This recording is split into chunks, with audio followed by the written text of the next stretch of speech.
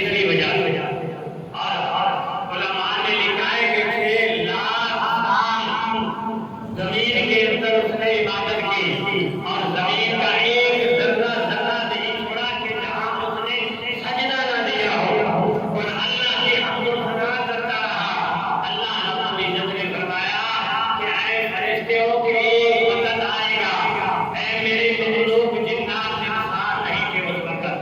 جنات کے ایک وقت آئے گا تمہاری عبادت کا آزمائش تمہاری عبادت کی آزمائش ہوگی۔ رب کائنات نے ہمیں بھی فرمایا ہے کہ وَلَنَبْلُوَنَّكُم بِشَيْءٍ مِّنَ الْخَوْفِ وَالْجُوعِ وَنَقْصٍ مِّنَ الْأَمْوَالِ کہ میں رب کائنات تمہاری آزمائش بھی لوں گا، جس طرح جس کی طاقت ہے اس کی طاقت کے مطابق تمہاری آزمائش میں لوں گا۔ رب کائنات آزمائش لیتا ہے، ہم فیل ہو جاتے ہیں، باتیں نہیں کرتے۔ جب وقت آ گیا اللہ رب العزت نے آدم علیہ السلام کو پیدا کیا،